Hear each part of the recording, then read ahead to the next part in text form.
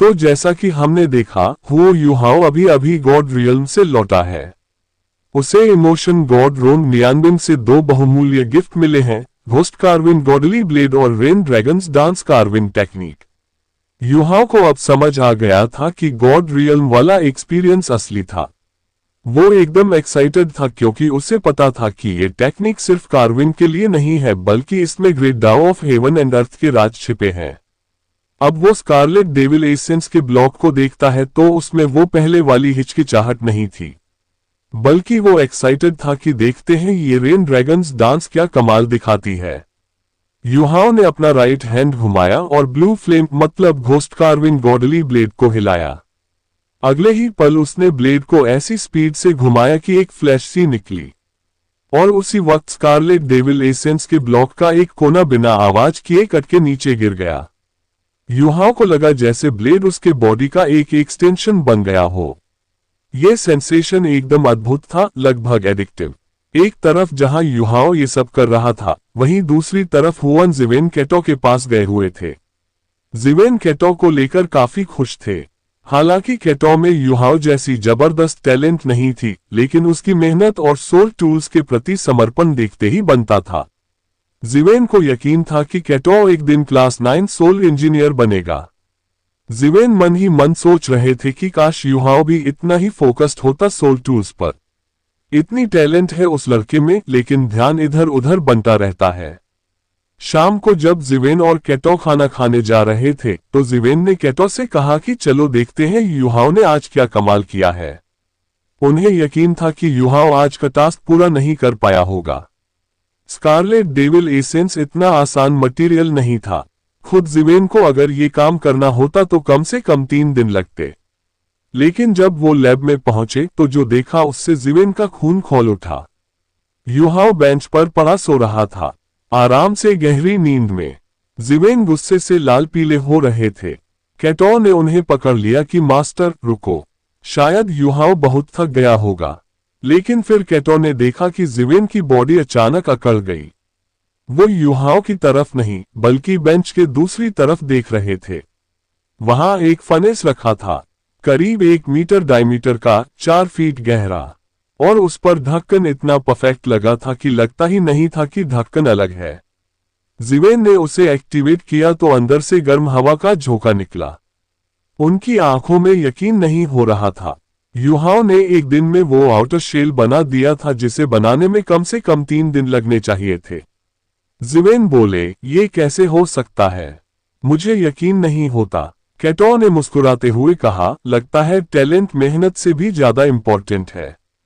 मैं खाना खा लूंगा, आप युहाओ से बात कर लीजिए। और वो भाग खड़ा हुआ। इतने में युहाओ की नींद खुल गई। उसने पूछा, टीचर हुआन आप आ गए, क्या वक्त हुआ है? जिवेन ने पूछा, ये आउटर शेल तूने बनाया है? युहाओ ने हाँ में जवाब दिया। बचा हुआ स्कारलेट डेविल एसेंस कहाँ है? वहां कोने में रख दिया। जिवेन ने ठंडे स्वर में कहा, और तू यही क्वालिटी का काम सबमिट करता है? इतना घटिया प्रोडक्ट? युहाओ हैरान रह गया। उसने तो अपनी नई टेक्निक से इतना परफेक्ट काम किया था और ये उसे घटिया बता रहे हैं। जिवेन बिना कुछ और बोले खाना खाने चले गए। असल में वो ये स्वीकार ही नहीं कर पा रहे थे कि युहाओ ने इतना मुश्किल काम एक दिन में कर दिखाया। दिल में वो युहाओ को सलाम कर रहे थे, लेकिन जुबान से कुछ बोल नहीं पा रहे थे। खाना खाकर युहाओ तांग वुटोव को लेकर अपने रूम में चला गया। उसने दरवाजा बंद किया और स्पिरिचुअल बैरियर लगा दिया। वुटोव की शर्माती हुई सूरत देख उसका दिल और भी मचल गया। वो बोला, सुना है बिग बैड वुल्फ और शीप वाली कहानी? वुटोव हंस पड़ी, खरगोश भी जिद में आकर काट लेता है। युहाओ ने उसे पकड़ने की कोशिश की, लेकिन वुटोव ने घोस्ट शैडो परप्लेक्सिंग ट्रैक से बच निकली। फिर युहाओ ने भी वही टेक्निक यूज की और इमिटेशन और स्पिरिचुअल इंटरफेरेंस भी लगा दिया। पूरा कमरा युहाओ के होलोग्राम से भर गया। वुटोव असली और नकली में फर्क नहीं कर पाए और युहाओ ने उसे जा लिया। लेकिन जैसे ही युहाओ ने उससे किस करना चाहा, अचानक वुटोव के माथे पर मौजूद गोल्डन ट्राइडेंट का निशान चमका। एक तेज झटके से युहाओ दूर जा गिरा। युहाओ दर्द से कराह उठा। मेरी जान, इतना जुल्म! अगर किस नहीं करने देना तो सीधे मना कर दो, इतनी मार क्यों? वुटोंग की आंखों में आंसू थे। वो मैंने नहीं किया। मेरे पिताजी ने ये सील लगाई है ताकि कोई मेरा फायदा न उठा सके। युहाओ हैरान रह गया। तो ड्रैगन गॉड डोलू वाले टाइम पर यह सील क्यों काम नहीं आई? वुटोंग शर्मा गई क्योंकि वो मुझे छेड़ नहीं रहे थे। युहाओ ने पूछा कि ये सील कब हटेगी। वुटोंग ने बताया कि शादी के दिन उसके पिता जरूर आएंगे। युहाओ बोला, तो चलो अभी शादी कर लेते हैं। मैं तुम्हारे बिना एक दिन नहीं रह सकता। वुटोंग बोली, हम अभी बहुत छोटे हैं शादी के लिए।